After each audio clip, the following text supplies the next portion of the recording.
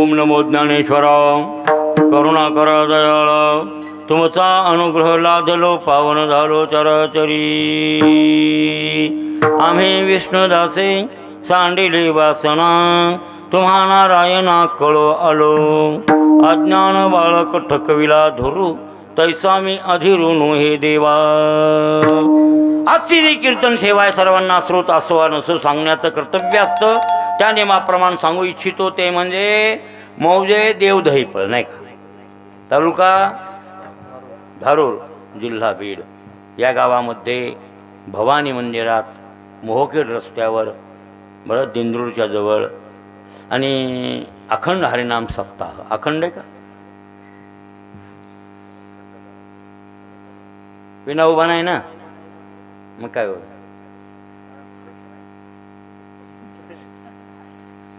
आता हे गतवर्षी कसं होतं तुला म्हणलो होतो मी विना उभा असल्यास मला कीर्तन घेऊन आता पुढे मात्र नियम देणार नाही नाही मी विना नसल्यावर कीर्तनात सत्यात नियमच देत नाही विठ्ठल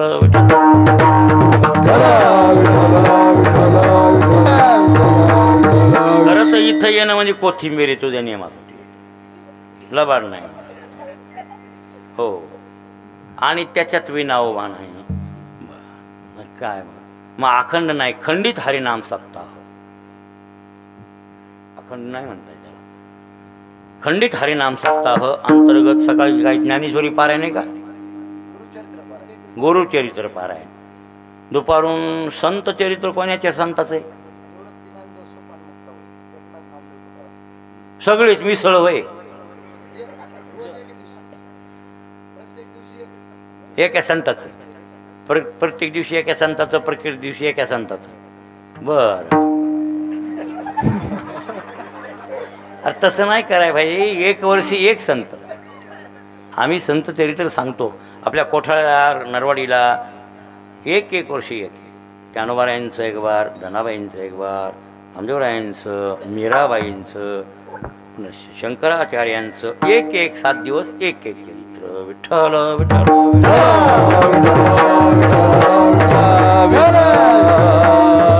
इथं लिहिलंय मोगुम संत चरित्र कथा म्हणजे कोण्या संताचं काही नाव नाही आता आपला आळंदीला आहे आपला सत्ता आहे आळंदीला तिथं काय लिहिले आम्ही बरं काय श्री संत ज्ञानेश्वर महाराजांचं जीवनचरित्र 7 दिवस आळंदी फक्त जीवन माऊली आतापासून इथेपर्यंत माऊली म्हणजे माऊली अवतीर्ण झाले आणि माऊली समाधीस्थ झाले इथपर्यंत बोलायचं दुसरं बोलायचं नाही 7 दिवस ज्ञानोबा 1 ते 5 समजा ते टाईम ते तेवढ्यात ते 7 दिवस एकच माऊली म्हणजे माऊली दुसरं नाव आहे मग माऊलीच्या समन्वयात नामदेव राय थोडेसे येतात ते त्यांचे संबंध तिथं आले ते येतील त्याला काय करता पण ज्ञानोबारायांचं चरित्र असं पण इथं लिहिलं संत चरित्र म्हणून मी थोडासा पंचायतीत पडलो आता हे असं खाली लिहिलं आहे पत्रिकेमध्ये हे 7 महाराज 8 महाराज आहेत आणि आयोजक रामदास लक्ष्मण डांगे बरोबर आहे स्वागत उत्सुक कृष्णा रामदास डांगे तुकाराम रामदास डांगे डांगे आणि श्री बाळासाहेब डांगे निमंत्रण असं काही केलं एकाच घरातले नाही हे कुटुंब बरं बरं त्या कुटुंबामध्ये काय आपत्ती झाली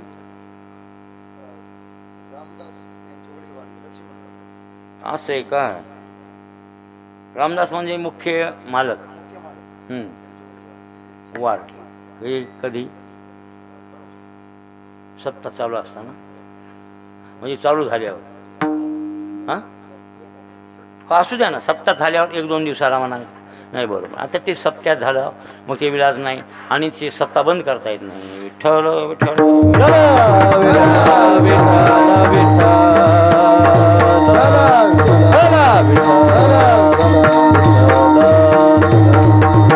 काही वय होतं का हो हां मग काय मग वयस्कर माणूस आणि सत्याच्या पर्व काळात गेले मग ते उलट दुधात साखर झाली विठ्ठल विठ्ठल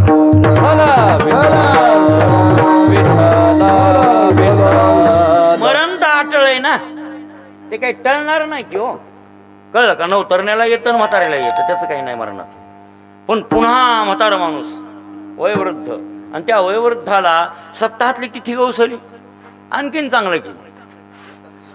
हो ना, एकादशी दिवशी मग चांगलंच योग म्हणायचा, सुवर्ण योग असा योग आहे. आता ते कधी बी कोणालाही वैकुंठाला एक बार जावंच लागतं, जन्माला आलं त्याला मरावंच लागतं, त्याच्याबद्दल काही वाद नाही. चला आता असा हा सप्ताह. आमचे कोथिंबिरे विट्याच्या कीर्तनात 15 दिवस झाले असतील त्याला, बघा नाही 8 दिवस तर माझा सप्ताह ते कोठाळचा झाला. त्याच्या अगोदर विट्याचं कीर्तन होतं, हे नाही तू होता जो वाजवायला, 10-12 दिवस तर झाले. आता तिथं यांना पत्रिका दिली, चलत चलत देतात पत्रिका, तेवढे काय बोलायला काय वेळ. आणि मग ती पत्रिका एवढं कोण वाचतंय, आमच्या कॅलेंडरवर टिपलेलं आम्ही निहाळून बघतो, कोणी दिवशी कोणाचा नियम आहे बस एवढंच. आणि ते उद्याचे नियम आज बघून ठेवायचे, उद्याचे नियम हां आता रात्री गेलं की उद्याचा नियम बघून ठेवायचा, उद्या कुठे नियम. तर तरी ते फोन येतातच की लोकांची, त्याच्याबद्दल काही नाही. पण ते मग एवढं की ती पत्रिका तो दिली असतील, मी वाचली असेल 7व्या दिवसाचं कीर्तनमध्ये काही लक्षात, आणि तू म्हणलाय असतील, त्याच्याबद्दल वाद नाही. पण आज म्हणायला पाहिजे होतं, आज बोलायला पाहिजे होतं, बसायला पाहिजे होतं थोडंसं, आणि मग म्हणायला पाहिजे होतं महाराज आज 7वा दिवस आहे कीर्तनाचा. मग मी म्हणत होतो कितवा दिवस आहे, 7वा दिवस. मग 7वा दिवस म्हणल्यावर मग जागराचं कीर्तन आहे, मग मागणी पर अभंग घ्यावा. पहिलं कीर्तन माझं, शेवटचं कीर्तन, काल्याचं कीर्तन, मधले कीर्तन महाराज बांधलेलं आहे. मधल्या कीर्तनाला कोणतंही भारूड बी जमतंय. विठ्ठल पहिला दिवस सुटला का, 7वा सुटला का, आणि काल्याचा सुटला का, मधात आम्ही 5 दिवस आमच्या मनाप्रमाणे काही घेऊ द्या, गवळण सोडून कोणताही अभंग घ्या, चालतंय, काही अडचण नाही. जोशी जमतंय, एखादं मांग जमतंय, एखादा महार जमतंय, ब्राह्मण जमतंय, चोपदार जमतंय, फडकरी जमतंय. महाराजांच्या नाथांच्या गाच्यात भारूड प्रकरणात हे नाव आहेत बरं का अभंगाचे. कोणत्या अभंगाला मांग नाव आहे, कोण्या अभंगाला महार नाव आहे, कोण्या अभंगाला फडकरी नाव आहे, कोण्या अभंगाला चोपदार नाव आहे. ते वेगळे वेगळे आहेत आणि ते प्रकरण आहेत. आणि मग ते कोणतंही आम्ही घेऊ शकतो, त्याच्याबद्दल काही वाद नाही. मधल्या कीर्तनाला चालतंय. आता मी विना घेतला आणि अभंग उचलला आणि माझ्या डोक्यात आलं की तो कीर्तन कोणास ठाऊक, म्हणून तुला बोलविलं. मीच बोललो की नाही? हो, तू म्हणला का मला तुम्हाला लवकर इथं या म्हणलं, तुम्ही संस्थेत थांबला. तसं नाही वागा. पहिली गोष्ट तर आता हे झालं इथे गोष्ट, मला झोपायची व्यवस्था लागेल की नाही. आता सांगा, दुपारी कीर्तन केले पालमला. कुठं? पालम तर तुमच्या ऐका नाही, ते मोठं गाव, त्याला खेटून सायाळा नावाचं गाव आहे, शिरपूर सायाळा. पालम असं वाकडं जावं लागतं गंगेच्या इकडे. आणि मग तिथं कीर्तन केलं. जेवण नाही तिथं काही नाही. मला जेवायचं तुझ्याकडे म्हणलंच होतं, मी जेवायचं नाही, तू वर उपचारी म्हणूनच लागला पण मला माहिती आहे की सोय होणार नाही आपली. विठ्ठल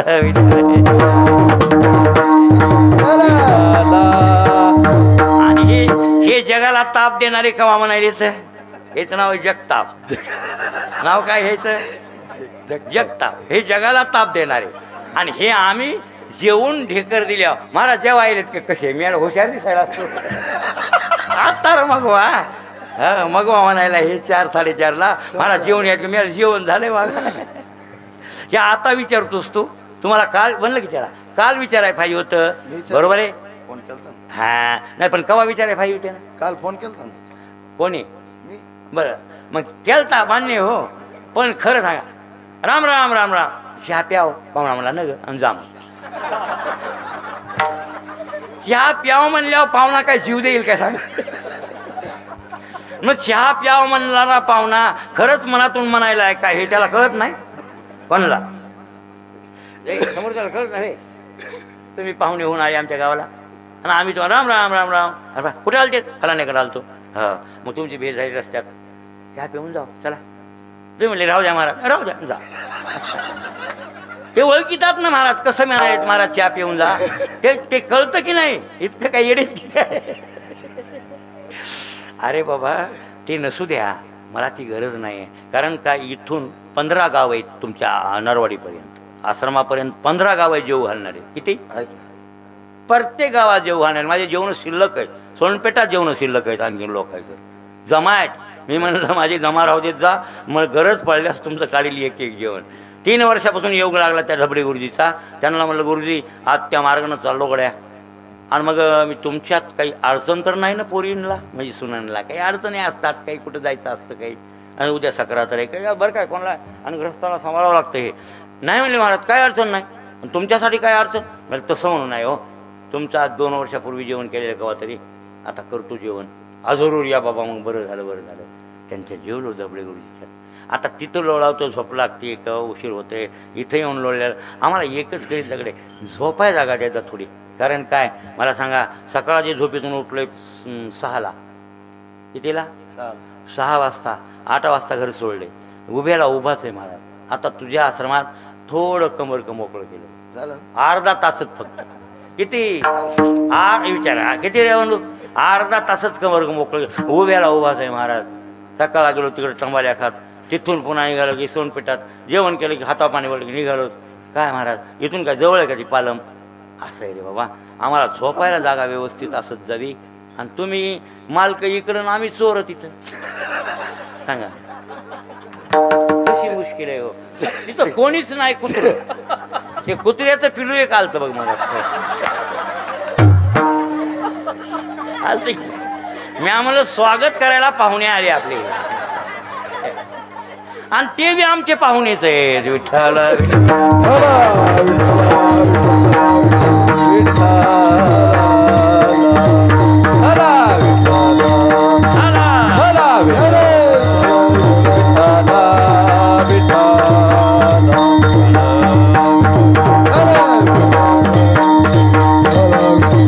म्हणून आम्हाला आल्या आल्या पत्रिका किंवा टच असत जावी 7 दिवसाचं कीर्तन आहे थोडंसं.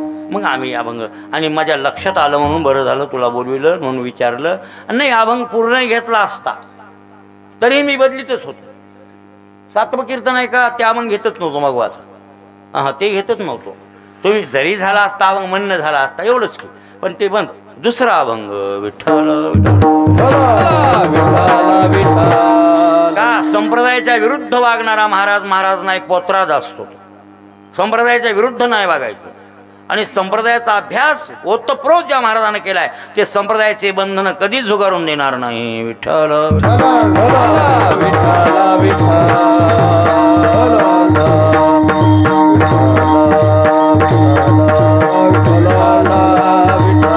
अभंग संत शिरोमणी नामदेवरायांचा आहे. यांचं जन्मगाव पंढरपूर त्याच्यावर वाद आहेत. काही चरित्रकार म्हणतात जन्मगाव नरसी बामणी आहे तालुका जिल्हा हिंगोली. काही लोक म्हणतात नाही काही चरित्रकार आणि काही चरित्रकार म्हणतात पंढरपूर जन्मगाव आहे. त्याच्यावर आणखीन वाद आहेत. माऊलीच्या जन्मावर एक वाद आहे. ज्ञानोबरायांचा जन्म आळंदीचा का आपेगावचा हे एक आणखीन वाद वारकरी संप्रदायातला मिटलेला नाही. आणि ज्ञानोबरायांच्या आईवडिलांनी देहांत प्रायश्चित घेतलं का जगाच्या पाठीवर कुठेतरी तोंड काळं करून निघून गेले. काही इंद्रांनी तोड्या टाकल्या. मग ते देहांत प्रायश्चित भागीरथीत घेतलं का इंद्रांनी घेतलं त्याच्यावर बी आणखीन थोडासा वाद आहे. ते मिटलेलं नाही. आणखीन काही चरित्रकार असं म्हणतात काही चरित्रकार आणि निश्चित खरं आहे हे देहांत प्रायश्चित त्यांनी घेतलं पण कुठं घेतलं त्याच्यावर वाद आहे. ज्ञानोबरायांचा जन्म आळंदीचा का पेगावचा दोन्हीपैकी एक पण त्याच्यावर आणखीन संदिग्धता आहे. पुष्कळ 5-5, 10-10 चरित्राचं आम्ही चिंतन करणारे माणसं आहेत पण त्याच्यावर आणखीन थोडासा वाद आहेच. नामदेवरायांच्या जन्माविषयी मग आपल्याला प्रमाणभूत चरित्रकार आपण वारकरी संप्रदायातले लोक मानतो की महिपती महाराज भक्तिविजय चरित्रकार भक्तिविजय ग्रंथ करणारे जे महिपती महाराज आहेत त्यांचं चरित्र आम्हाला प्रमाणभूत मानावं लागतंय. विठ्ठल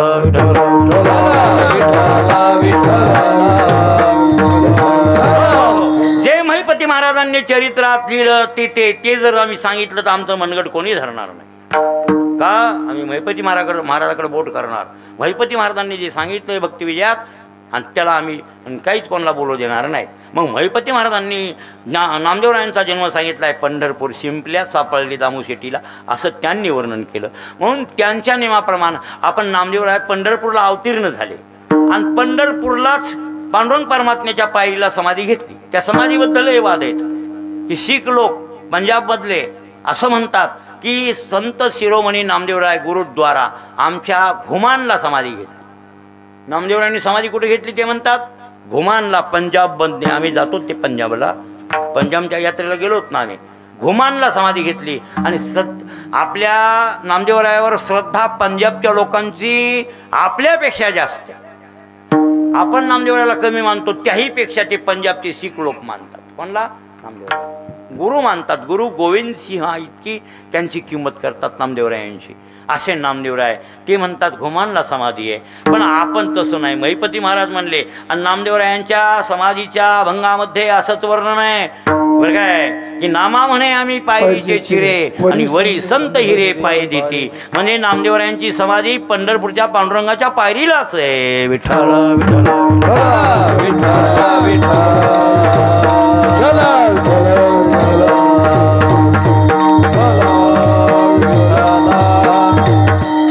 देव पांडुरंग परमात्मा नामदेवरायाला म्हणू लागले, नामदेवा काय मागायचे ते मागून घे, तुझी सेवा खूप झालेली आहे, काय पाहिजे तुला बोल, मी द्यायला तयार. नामदेवराय म्हणतात, देवा जे लोक मागतात त्यांची यादी असते लोकांची, त्यांना तू देत नाहीस. आणि आम्ही मागत नाहीत कोणला, तो आमच्या मागं लागल्याशिवाय राहत नाहीस. माणसं न खात्या देवालाच निवद दाखवितात का खाणाऱ्या देवाला दाखवितात? कोणाला निवद दाखवतो आपण? कोणाला दाखवतो निवद? न खाणाऱ्या देवाला. होय जगता, बरोबर आहे ना? न खाणाऱ्याला. आणि खरंच खाणारा असल्यावर देव तुम्ही त्याला निवद दाखविता? नाही दाखवित. मग जे मागतंय त्याला देव देत नाही, आणि जे मागत नाही त्याच्या मागं लागल्याशिवाय राहत नाही. आमच्या संसारी लोकांची अशी लिस्ट असते. कोणी म्हणते मला मूलबाळ नाही, मूलबाळ द्या. देवाकडे नवसं करतात लोक. कोणी म्हणतात मुलाचं लग्न होय नाही, मुलाचं लग्न होऊ दे देवा. कोणी म्हणतात आमच्या बायकोचं दुखायला देवा, बायकोला नीट कर.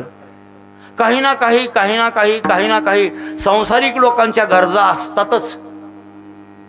असतात की नाही? होय जगता, आपल्याला गरजा आहेत की नाही? नाही हवंय की नाही? काही हां, मग आपण मागितल्यावर देते का आपल्याला?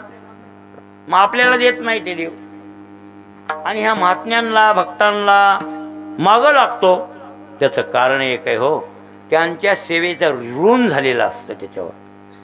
आणि त्यात पुन्हा हे काही मागत नाहीत का? वडिलाचे रीत जाणत सो काही मागणे हे आम्हा अनुचित, वडिलाची रीत जाणत सो.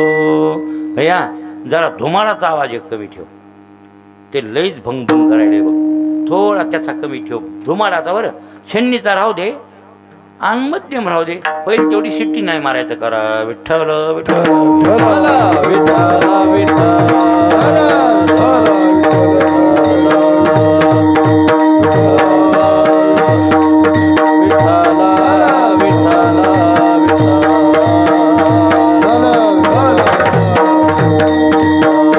देव म्हणले, नामदेवा तुमचं ऋण आहे माझ्यावर, माझ्या डोक्यावर ऋण झालंय तुमचं. म्हणून मला वाटतंय हळूहळू फेडी ऋण होण्या रूपे दिन, आणि हळूहळू फेडी किंवा राहे भक्ताचे घरी, आणि कामे न सांगता करी मागण्याची वास पाहेमुखाकडे चिंतिल्या रोकडे. म्हणून ओ मी तुमच्या मागं लागतोय, घ्या घ्या घ्या घ्या म्हणून, आणि तुम्ही आम्हाला डावलीता, नगच म्हणता. नामदेवराय म्हणले, देवा मागणी मागतं केव्हा? बरं काय, माणसाच्या अंतकरणात इच्छा असल्याच्या नंतर. बरोबर आहे ना? कोण्याही माणसाला इच्छा असल्यावर ते काही ना काही मागितल्याशिवाय. आणि इच्छा ही वासनेची लेखच आहे ना. वासनेची कोण आहे? ही लेख आहे. वासनानी इच्छा जवळजवळ सगळ्या बहिणी मायलिकीच म्हणलं तरी हरकत नाही. मग ज्या व्यक्तीनं वासनाच टाकून दिली आहे, वासनाच शिल्लक नाही आहे, मग ती व्यक्ती मागीलच काय कोणाला? बर, मग कोणाच्या अंतकरणात वासना आहे म्हणजे इच्छा आहे, आणि कोणाच्या अंतकरणात इच्छा नाही, हे कोणाला कळतंय? कोणाला? देवाला. तुम्हाला कळतंय का? आम्हाला कळतंय का? मी कीर्तन कशासाठी करतोय तुम्हाला कळतंय? तुम्ही सांगू शकता का कशासाठी करतो?